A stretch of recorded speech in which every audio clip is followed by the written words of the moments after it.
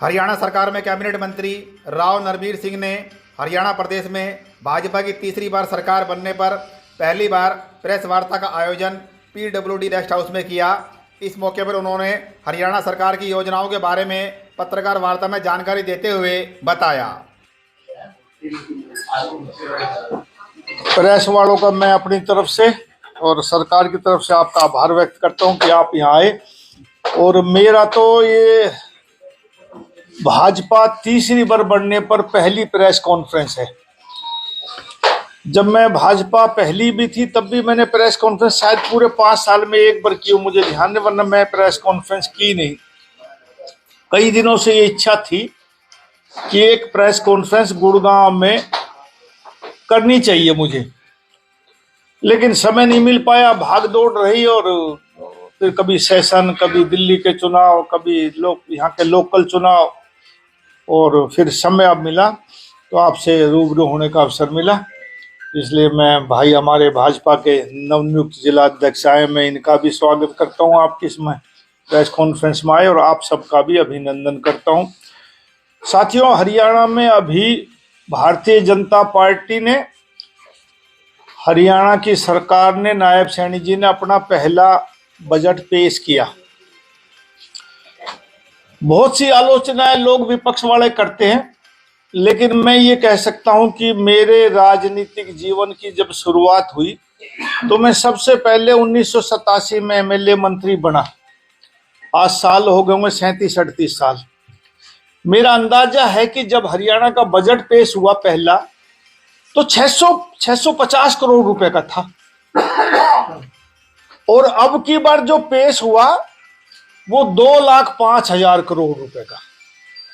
तो आप सोचिए। और जब मनोहर लाल जी की पहली टर्म में बजट पेश हुआ और कैप्टन अभिमन्यु ने पेश किया तो मेरा अंदाजा 1,18,000 करोड़ का पेश हुआ था शायद। आंकड़ा तो नहीं लेकिन अंदाजा, लेकिन आज 2,05,000 करोड़ रुपए का हरियाणा ने बजट पेश किया। ये ठीक है कि सरकार हर काम करती है अपनी तरफ से, लेकिन इस बजट में हर तबके के लोगों को रियायत देने की कोशिश करी। हमारा जो भारतीय जनता पार्टी का चुनाव का संकल्प पत्र था उसमें तकरीबन 214 घोषणाएं थी कि हम 5 साल में ये करेंगे। और मैं ये मानता हूं, जैसा मैंने पढ़ा है, कि कुछ घोषणाएं तो हमने बजट से पहले ही कर दी। और एक सबसे बड़ी घोषणा थी कि भाई जो हमने महिलाओं को पेंशन देने की बात की थी, वो ये आम आदमी ये समझता था, अपोजिशन के प्रचार करा करते कि ये चुनाव के आखिरी साल में ये करेंगे। और कोई भी पार्टी हो वो ये तकरीबन ये कोशिश करती कि चुनाव के आखिरी साल में कर दो और भाई उनका मैनिफेस्टो भी पूरा हो जाएगा। लेकिन कई लोगों के कहने के बावजूद भी नायब सिंह जी ने इस बात को ये कहा कि नहीं, ये मैंने इसी बार घोषणा करनी है। और ये 5,000 करोड़ अप्रोक्सीमेट है, मिनिमम, ज्यादा भी बढ़ सकता है। उन्होंने ये हमारी महिलाओं को, बहन बेटियों को, हमारी माताओं को ये पेंशन देने की कोशिश करी, जो हिंदुस्तान में ऐसा पहला राज्य बना जहां पेंशन महिलाओं को इतनी दी जा रही है। ये बहुत बड़ी उपलब्धि है।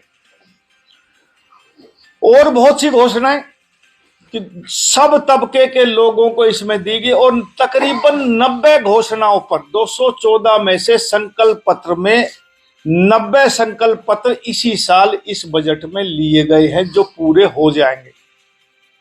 अब मैं अलग अलग बताऊं तो थोड़ा समय लगेगा, लेकिन मैं ये कह सकता हूं कि ये एक अच्छा बजट रहा, और हरियाणा के इतिहास में इस बजट को स्वर्ण अक्षरों में लिखा जाएगा। सरकारें बहुत आई, बहुत आगे आएंगी, हम भी मंत्री बहुत बार बने हैं, भगवान ने समय दिया तो आगे बढ़ेंगे, लेकिन ऐसा अच्छा बजट पहले कभी नहीं आया जो हर तबके के लोगों को फायदा पहुंचाओ। जहां तक हरियाणा स्टेट और गुड़गांव की बात मैं करूं कि मैं यहाँ गुड़गांव में रहता हूं, भाई हमारे गुड़गांव में क्या विकास। साथियों, मुख्यमंत्री जी इसी कुर्सी पर आकर बैठे थे कुछ महीनों पहले, एक GMDA की मीटिंग हुई थी शायद, और उसमें ये कह के गए थे कि भाई हम मेट्रो का शिलान्यास 1 मई को कर देंगे। तो आज 1 अप्रैल है, तो आज से 1 महीने के बाद मुझे पूरा विश्वास है कि मेट्रो की आधारशिला रखेगी, जो हमारे गुड़गांव की जीवन रेखा बदलने का काम करेगी। क्योंकि पब्लिक साधन, पब्लिक ट्रांसपोर्ट यदि आम आदमी को मिल जाए तो उससे बढ़िया कोई काम नहीं होता। और गुड़गांव की ये मांग 10 साल से नहीं, ज्यादा साल से होगी, लेकिन 10 साल से तो मैं पहली बार जब 14 में मिनिस्टर बना बादशाहपुर से, जब से बहुत बारी मांग थी कि भाई मेट्रो गुड़गांव अंदर शहर में आनी चाहिए। बाहर बाहर गुड़गांव डेवलप हो गया, अंदर नहीं हो पाया। लेकिन 1 मई से इसकी शुरुआत होगी, फिजिबिलिटी रिपोर्ट आ गई, मैं भी उसके देख के आया और सारे पॉइंट की कहाँ कोई दिक्कत तो नहीं। जो इन्हें डीपीआर बनाई उसमें आगे आने वाले समय में तो कोई दिक्कत नहीं होगी। एक दिन में वो मेट्रो के अधिकारी और जीएमडी के सभी अधिकारियों को लेके सुबह पहले स्टेशन से लेके आखिरी स्टेशन तक चक्कर काटा सुबह सुबह, और देख आया था कहीं कोई हड्डल मुझे नजर नहीं आई। क्योंकि अधिकारी जो बनाए थे कई बार दिक्कत आती है, तो इसलिए मैंने देखना जरूरी समझा। तो वो जल्दी 1 तारीख से शिलान्यास हो जाएगा, उसका भी काम इसी योजना में समाप्त हो जाएगा, वो एक मेट्रो मिल जाएगी। एक आरआरटीएस योजना है जो हमारी सराय काले खां से चलेगी, उसकी जमीन एकबार हो चुकी और पहले फेज में वो नीम राणा तक जानी है। लेकिन उसका थोड़ा सा बदला हुआ, वो पहले कापासेड़ा से मारुति के सामने से आनी थी, लेकिन किन्हीं कारणों से अब वो सीधा नेशनल हाईवे से आ रही है। उसकी डीपीआर अलग तैयार हो रही है। मेरा मानना है कि वो भी इसी योजना में बन के तैयार हो जाएगी, क्योंकि जमीन एकबार की जरूरत है, जमीन पहले ऑलरेडी एकबार हो चुकी। इस पैच में क्योंकि हमारे दिल्ली में भी एनएच का रास्ता है, इसका साथ साथ आएगी, पिलर एकबार करने की जरूरत नहीं पड़ेगी, सिर्फ डीपीआर की दिक्कत आएगी। वो डीपीआर बनने लगे तो वो भी एक बहुत बड़ा हरियाणा में काम होने जा रहा है, गुड़गांव में खास तौर से। अभी गुड़गांव में सबसे बड़ी दिक्कत थी हमारे ट्रैफिक की। एक हमारा गुड़गांव का रोड है जिसको हम एक्सटेंशन रोड और एसपीआर रोड बोलते हैं, बहुत ज्यादा ट्रैफिक उस पर पास चलता है, और अमूमन शाम को और दिन में बड़ी दिक्कत होती है। को बड़े ट्रक जो नेशनल हाईवे से आते हैं 8 से, या जो फरीदाबाद जाने होते हैं, उन पे भी दिक्कत आती है। तो हमने तकरीबन 800 और 850 करोड़ के बीच में जीएमडीए ने पैसे मंजूर कर दिए, और साथ ही उसकी डीपीआर तैयार हो रही है। डीपीआर का टेंडर खुल गया, और डीपीआर तैयार होने के बाद इसको एलिवेटेड द्वारका एक्सप्रेसवे जहां समाप्त होता है, जिसको हम सीपीआर बोलते हैं, वहां से लेके और वाटिका चौक तक ये एलिवेटेड बनेगा।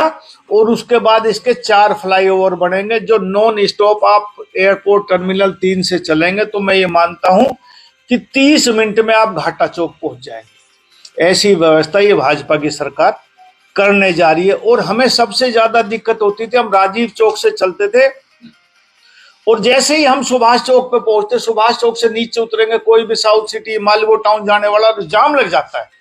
तो अब जो सीधा जाने वाला आदमी है या वाटिका चौक पे जाने वाला आदमी, वो इस नीचे से नहीं उतरेगा, वो वाटिका चौक पे ही उतार चढ़ाव हो जाएगा वहां, तो ये ट्रैफिक की व्यवस्था ठीक हो जाएगी।